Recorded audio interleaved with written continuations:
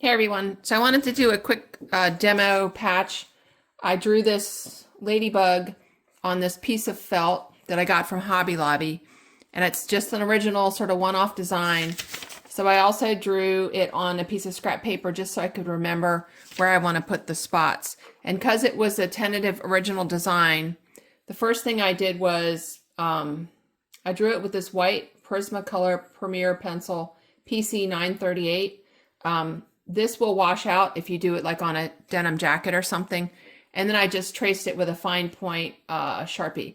So now I'm getting ready to stitch.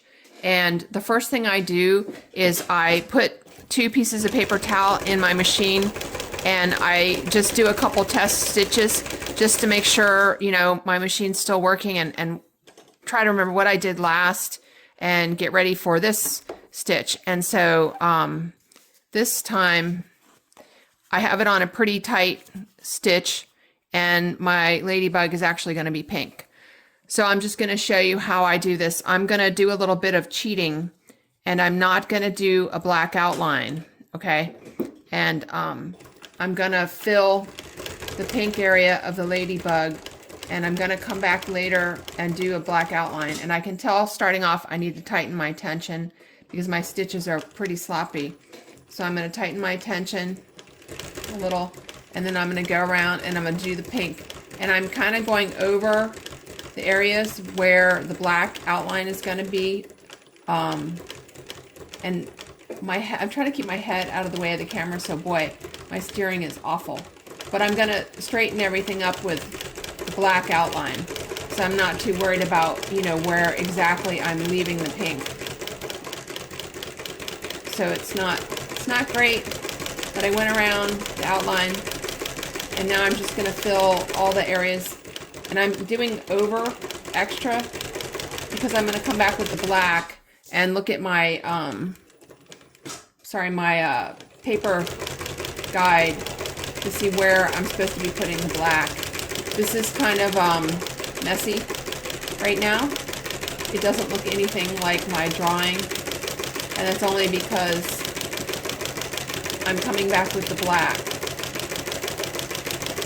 And I honestly, I don't even think I'm going to go around the outside because pretty much everything is going to be done over with the black. Okay, so I did that half and then I'm just going to sneak over here and now I'm going to do this half. And to be honest, I didn't really have to do it as a half because the pink is kind of connected. I'm going to be careful there. This machine is, I don't know, only a couple weeks old that I've been using it, so it is still getting broken in. So it's not as smooth as my old machine, but it's definitely working, you know, really great, working right out of the box. Nothing wrong with my old machine. I'm going to be probably using that one for traveling, and this one will stay at home. The new blue one here.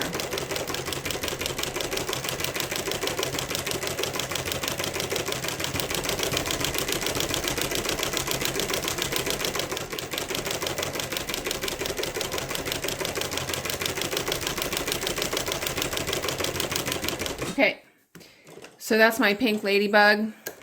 So here's what it looks like right now. I'm going to go in and do the spots and then the outline and fill. And I'm just going to start in one place. I'll zoom you in a little.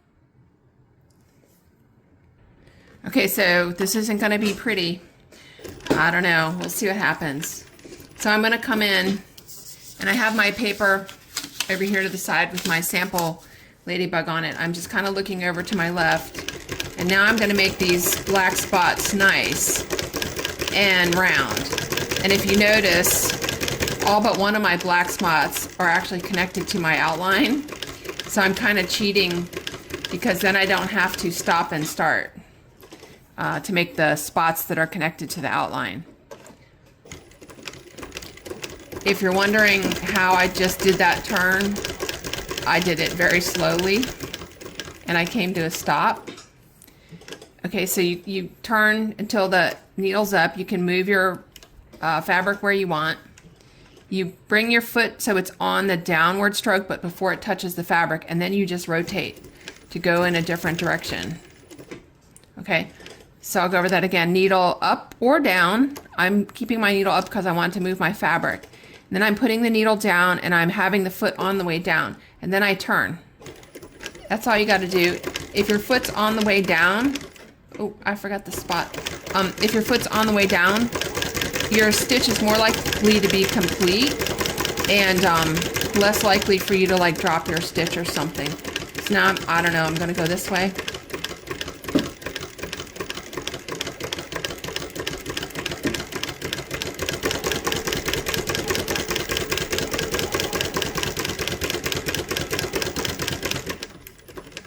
I'm kind of going the opposite of how I usually go. So I'm gonna like turn around and fill this spot in the counterclockwise direction. Is how I usually go. Okay, so I'm coming to a point. This one I'll do with the needle down. I put the needle down, the foot comes up and the foot starts to go back down, and then I turn, and then I just keep going. I'm gonna dive in here and do this spot.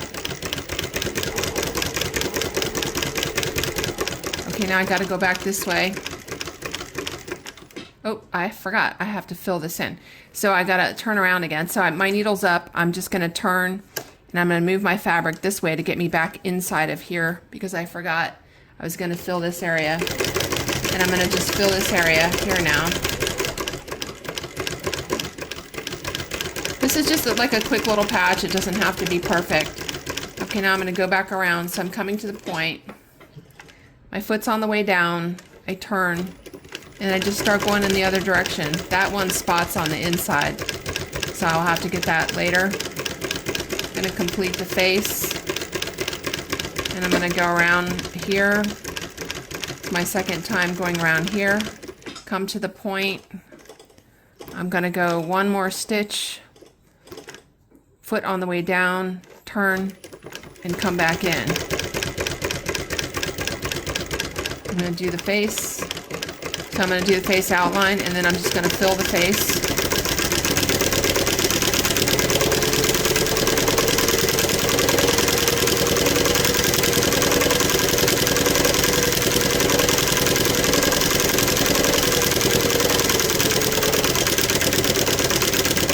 I'm going to outline the face one last time, get a smooth outline.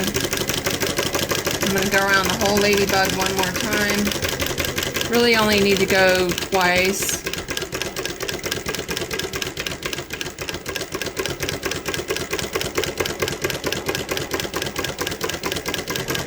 Then I usually, like I said, I finish with a little, oh, I see I missed a spot right here. So I'm gonna come back over here and just go around that one more time.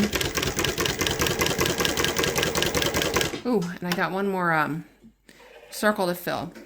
So I'm going to pull out slack from below. I'm going to roll my needle forward so it comes down out of the needle bar, and I can pull my fabric away, hold it. I didn't break it, so I'm going to cut it. I'm going to start this little spot here. Now I have to roll my hand wheel backwards and raise my needle back up. Nothing happens to your machine if you roll your hand wheel backwards, except it raises, oh shoot. I just lost my thread. It's broken down below, so that means I have to rethread. Be right back. So you know what happened there? My thread got caught on my check spring, and it wasn't feeding, and that's why it broke. You know you have to rethread when you look down and you see your thread hanging off your check spring. It was actually tangled in the check spring, so that's why it broke. Okay, so I usually stop with my needle facing away from me. I lift the foot with the needle up. I pull slack out from below, and then I pull my piece away. If you can't pull your piece away, you rotate the needle forwards, and the needle comes down out of the nipple, and you can get the thread to slide across it more easily so you can pull your fabric away. And then you hold the thread, and you rotate the hand wheel backwards, and it brings the nipple down, and it cuts the thread, just like that. So that is my simple little ladybug, and I think I'm going to put 2 eyeballs on it. Okay, so now I have my white thread in the machine, and I'm going to put 2 eyeballs on somewhere. Now I just, eyeballs are small and they need to be tiny. So I just reached under and I tightened my tension about 2 turns.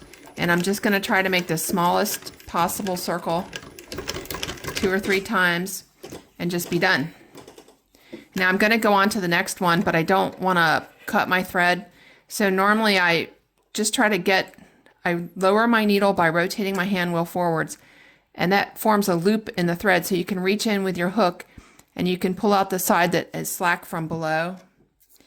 And I'm going to hold on to the side that's coming out from below, and I'm going to cut it, and then I'm going to pull the last stitch off, and I'm going to hold on to this one that's coming up from below, and I can tell because when I pull on it there's tension, and I'm just going to move to my next spot, and I'm keeping a little tension on this one, and I'm going to make my second eyeball.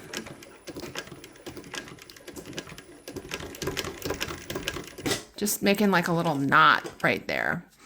I put my needle up, pull tension out from below. I can't pull my thread off, so I'm going to put my hand on the hand wheel and move it forward, and then I pull my piece out. I'm going to hold the thread right here with my thumb and rotate the hand wheel backwards, and it breaks the thread. I pull the one out from below off, and now I have the one that I just finished. I pull it tight, that's a habit. When we moved over to start at the other place, that's the start. I'm going to just cut these off tight because we already locked them down, so I'm cut those off tight. That's 2 less thread tails. Sorry, I'm trying to throw that other piece in the trash. That's 2 less thread tails you're going to have hanging off your piece. If when you start and lock down, you cut the starting threads off.